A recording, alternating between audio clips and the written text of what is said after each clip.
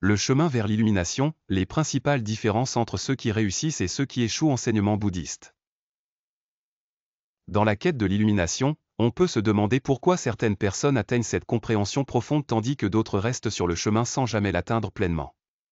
Qu'est-ce qui différencie ceux qui atteignent la véritable illumination de ceux qui ne le font pas? Aujourd'hui, nous allons approfondir cette question et explorer les enseignements qui nous mènent à la découverte de la vérité, de la paix et de la réalisation de soi. Basé sur la sagesse des moines bouddhistes, en particulier les enseignements du vénérable Sumanasara, comprenons les différences fondamentales et comment nous pouvons intégrer ces idées dans notre vie quotidienne. Comprendre l'illumination, qu'est-ce que c'est? L'illumination, dans sa forme la plus simple, fait référence à un état de compréhension complète et de libération. Mais que signifie vraiment atteindre cet état? Est-ce quelque chose qui peut être atteint rapidement, ou cela nécessite-t-il des années de discipline spirituelle intense? Certains disent que l'illumination peut être atteinte en aussi peu que 2 à 3 semaines. Cela semble surprenant, surtout pour ceux qui considèrent cela comme un chemin long et difficile. Cependant, la vérité est que les enseignements du bouddhisme révèlent une profonde simplicité au sein de notre propre conscience, ou une simplicité souvent négligée. La nature de l'impermanence, ou anicca en pali, est quelque chose qui peut être compris plus rapidement que la plupart ne le réalisent, mais la compréhension plus profonde de l'impermanence nécessite de voir le monde à travers une lentille entièrement nouvelle. Ceux qui prétendent comprendre l'impermanence ne la comprennent souvent pas vraiment, car s'ils le faisaient, ils éprouveraient moins de souffrance. L'impermanence, en tant que principe fondamental du bouddhisme, est simple en concept mais difficile à incarner.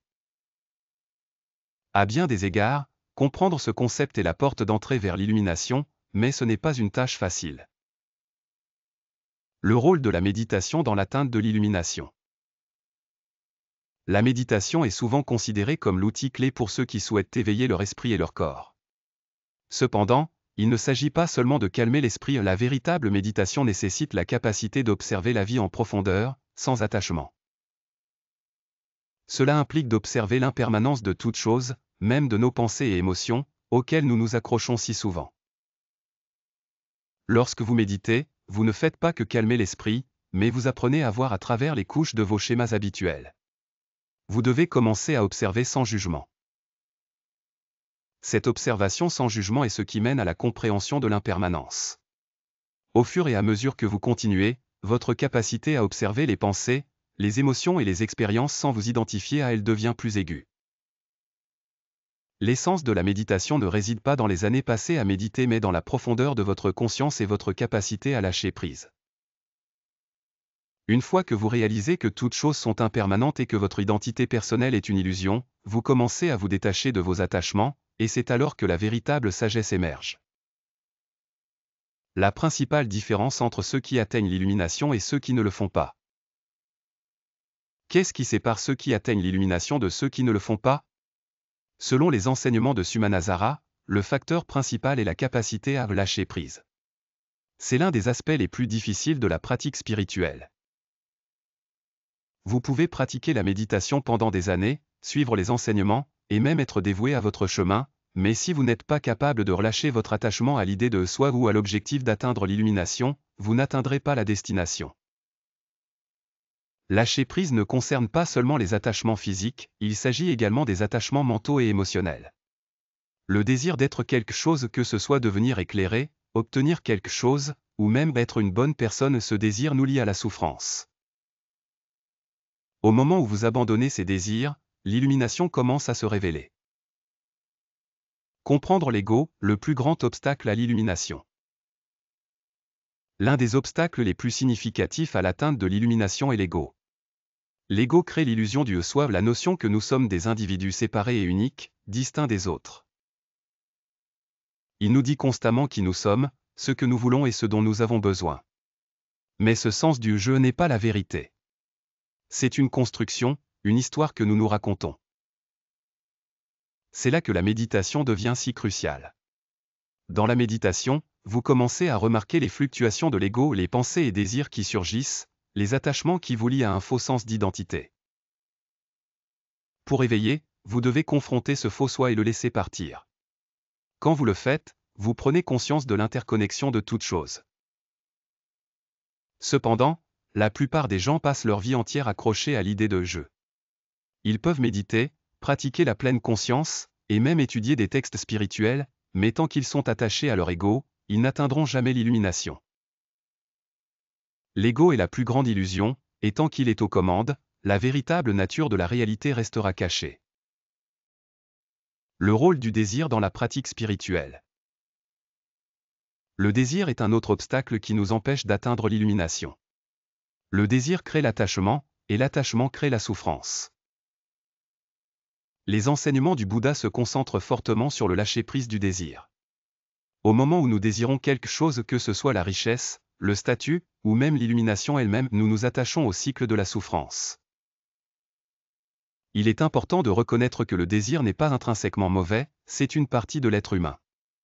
Cependant, lorsque le désir devient la force motrice de nos vies, il nous éloigne de la paix intérieure. La clé de la croissance spirituelle n'est pas de combattre ou de réprimer le désir, mais de le reconnaître, de le comprendre, et finalement de le laisser aller. Lorsque vous pouvez lâcher prise même du désir d'être éclairé, la véritable paix et la sagesse émergent. L'importance de l'observation et du détachement. La capacité d'observer sans attachement est au cœur de la pratique bouddhiste. Que ce soit en méditation ou dans la vie quotidienne, la clé est de témoigner des choses telles qu'elles sont sans le prisme de la préférence personnelle, de la peur ou du désir. Cette pratique du détachement ne signifie pas que vous ne vous souciez plus des autres ou du monde qui vous entoure. Au contraire, cela signifie que vous cessez de vous accrocher aux résultats et de vous identifier à vos désirs. Vous apprenez à agir, non pas par attachement, mais par sagesse et compassion. Vous agissez sans attente, et ce faisant, vous expérimentez la véritable liberté. Le plus grand défi dans la vie n'est pas d'acquérir ou d'atteindre des choses, c'est d'apprendre à les laisser aller. C'est ce qui mène à la libération de la souffrance. Le chemin vers l'illumination n'est pas une question de gain, mais de lâcher prise des illusions qui nous lient. Comment pratiquer le lâcher prise dans la vie quotidienne? Lâcher prise est une pratique qui peut être cultivée non seulement en méditation mais aussi dans la vie quotidienne. Voici quelques étapes que vous pouvez suivre pour commencer. Pratiquez la pleine conscience, faites attention à vos pensées, émotions et désirs sans jugement. Remarquez quand vous êtes attaché à un résultat ou à un sentiment et rappelez-vous doucement de le laisser aller. Cultivez la gratitude, au lieu de désirer ce que vous n'avez pas, concentrez-vous sur ce que vous avez et appréciez-le pleinement. La gratitude réduit l'attachement et favorise le contentement. Simplifiez votre vie, moins vous avez, moins vous devez vous accrocher.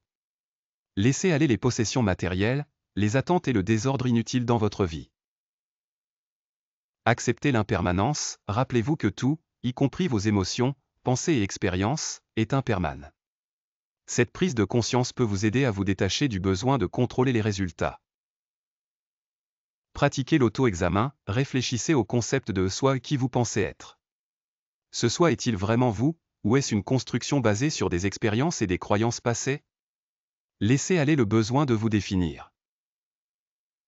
Conclusion, le chemin vers la véritable liberté. L'illumination n'est pas une destination, ni quelque chose qui peut être atteint par l'effort seul. C'est un état naturel qui émerge lorsque nous lâchons prise de nos attachements, de notre ego et de nos désirs. Le chemin vers l'illumination est le chemin du lâcher-prise. C'est la pratique d'observer le monde tel qu'il est et d'agir avec sagesse et compassion. Ceux qui atteignent l'illumination ne s'accrochent pas à l'objectif, ni ne s'attachent au désir de l'atteindre. Ils marchent simplement sur le chemin, libres des chaînes de l'identité personnelle et du désir. La clé pour atteindre cette liberté réside dans votre capacité à lâcher prise. Alors que vous continuez votre chemin, rappelez-vous que la véritable illumination se trouve non pas en luttant pour l'obtenir, mais en renonçant au besoin de la posséder.